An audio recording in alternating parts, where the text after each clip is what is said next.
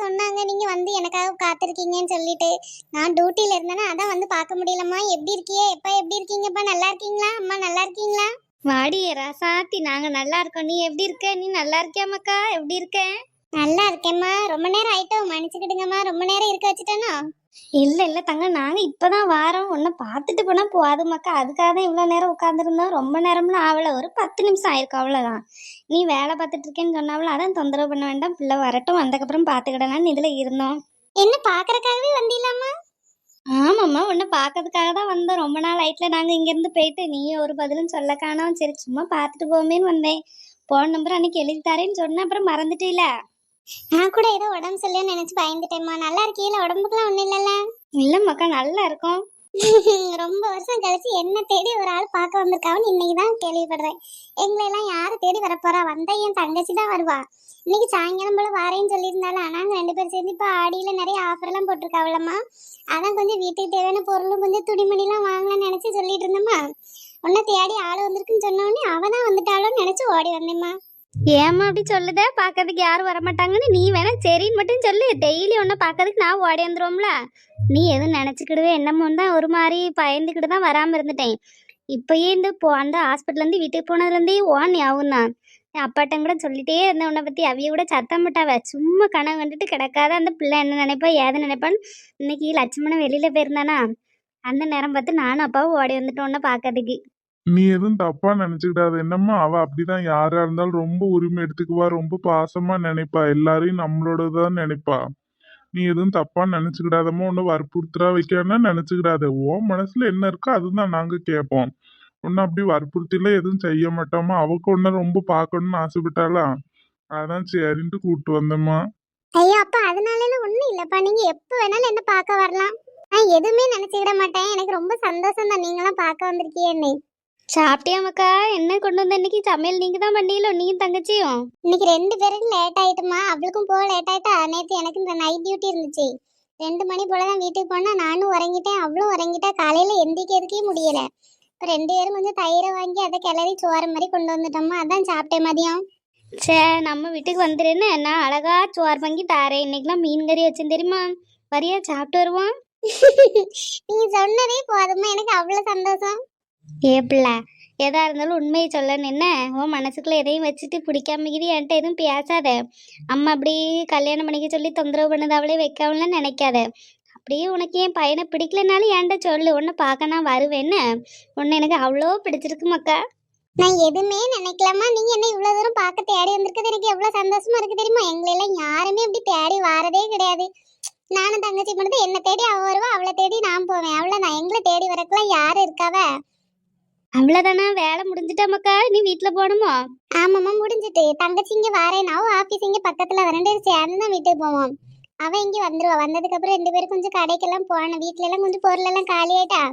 வீட்டுல கொஞ்சம் பொருளும் வாங்கிட்டு இப்ப துணிக்கெல்லாம் ரொம்ப விலை கம்மின்னு சொன்னவ.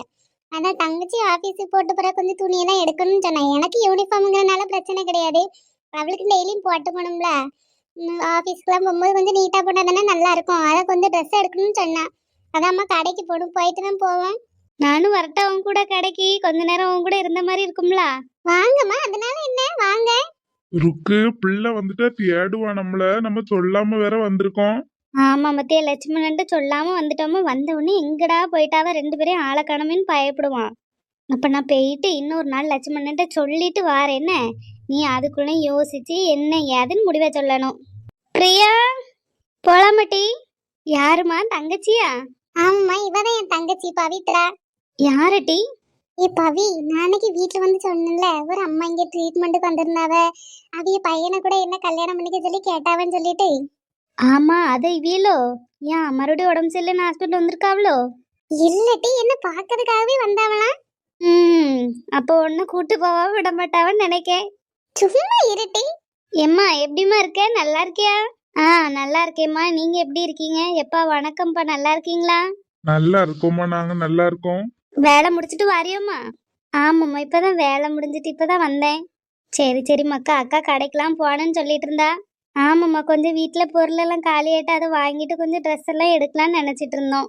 சரி சரிம்மா. வேலையெல்லாம் எப்படி இருக்கு? கஷ்டமாவா இருக்கு? சம்பளம்லாம் பரவாயில்லையாம்மா? பரவாயில்லம்மா, அதெல்லாம் ஒன்றும் பிரச்சனை இல்லை. சரி சரி மக்கா, யாரும் இல்லைன்னா எதுவும் நினைச்சு மனசெல்லாம் கஷ்டப்பட்டுட்டு இருக்க கூடாது என்ன. உங்களுக்கு எப்பவுமே நாங்க இருக்க, எங்களை தேடி எப்பனாலும் வாங்க. அக்காட்ட போன் நம்பர் கேட்டிருக்கேன், எழுதி தரேன்னு சொல்லியிருக்கேன். நான் அடிக்கடி போன் படி என்ன உங்க வீட்டை கொண்டு ஒரு நாள் காமிச்சிங்கன்னா அப்புறம் நானே வந்துக்கிடுவேம்மா. என்ன தேடி எப்பவும் வாங்க என்ன, நானும் வாரேன். ஆ சரிம்மா, கண்டிப்பா வாரோம்.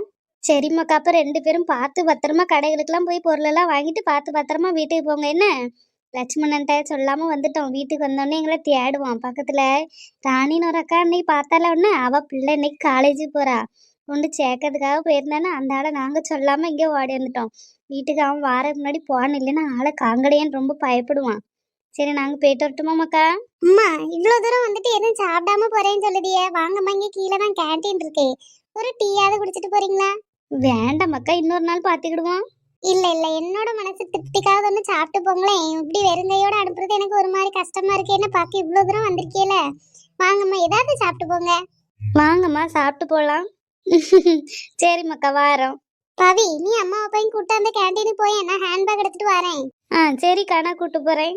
ஏம்மா நான் என் ஹேண்ட்பேக் எடுத்துட்டு வரேன்னா நீங்க தங்கச்சி கூட போங்க. ஆ சரி மக்கா. சின்ன பொண்ணு, சின்ன பொண்ணு, எம்மா வாமா. உறங்குதே சின்ன பொண்ணு? இல்லம்மா, சும்மாதான் இருக்கலாம்னு வந்து இருந்தேன். அதையும் தானே நல்லா உறங்கி எழுப்பிட்டேன்ல, இனி உறக்கம் வராது. இனி ராத்திரிக்கே உறக்கம் வருதா என்னன்னு தெரியல. கொஞ்ச நேரம் அங்கிட்டு இங்கிட்டு நடக்கணுமா. சரி சரி மக்கா, இந்த கொஞ்சம் காப்பி போட்டேன் கூடியே. ஏம்மா எவ்வளவு காப்பி தர? இப்பதானே 2 காப்பி குடிச்சேன். நான் இவ்வளவு காப்பி எல்லாம் குடிக்க மாட்டேம்மா, ரொம்ப கம்மியா தான் குடிப்பேன். இருக்கட்டும் மக்கா, கூடி. குடிக்கம்மா. பிள்ளை எங்க?